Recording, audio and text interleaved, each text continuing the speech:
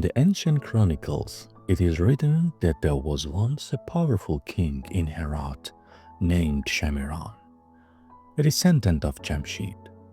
He had a son named Batan, a youth of such a strength and archery skill that no one in the world could match him.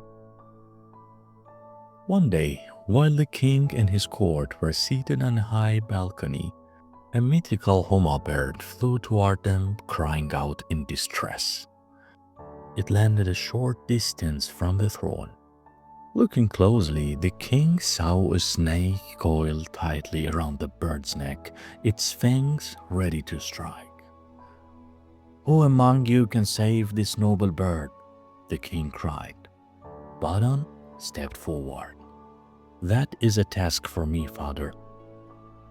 With a single perfect shot, he pinned the snake's head to the ground without touching a single feather of the Huma.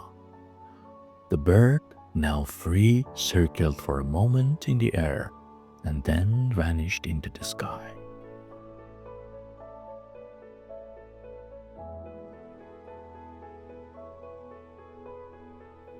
Exactly 1 year later, King Shamiran was again on his balcony when the same Huma appeared. It circled above them, landed in the exact spot where the snake had been killed, and tapped its beak on the ground. It dropped a few small seeds, gave a cry of gratitude, and flew away.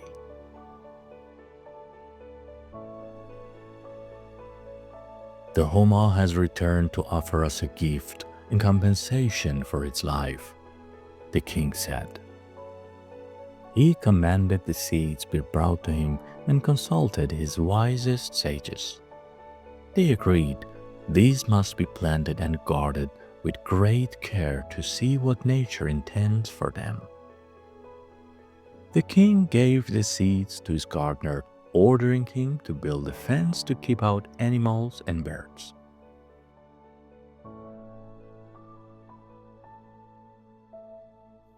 By the time of Nowruz, a small sprout appeared.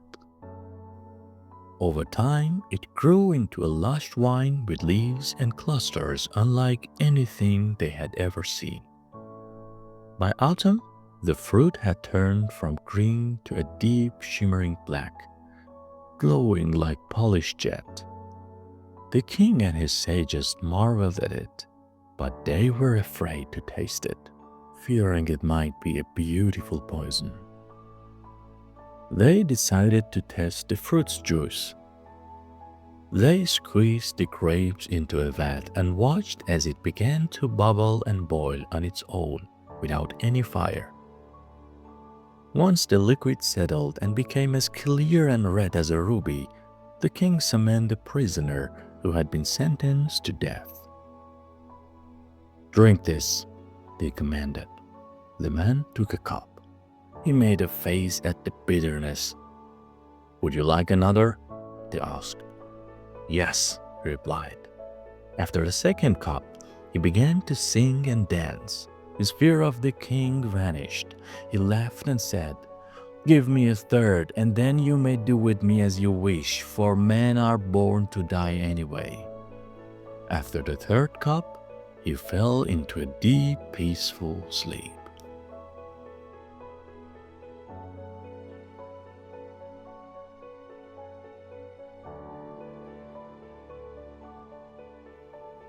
The next day, the prisoner was brought before the king. "How did you feel?" Shamiran asked. The man replied, "The first cup, it was bitter, but it stirred my stomach. The second cup, joy filled my heart. I felt no shame, and the world seemed light. I felt as if there were no difference between a king and a prisoner. The third cup, I forgot all my sorrows and fell into the sweetest sleep." Hearing this, the king pardoned the man.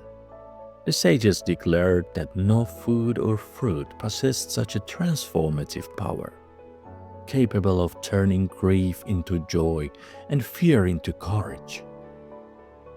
King Shamiran established the custom of the royal banquet, and from that single wine in Herat, grapes spread across the world.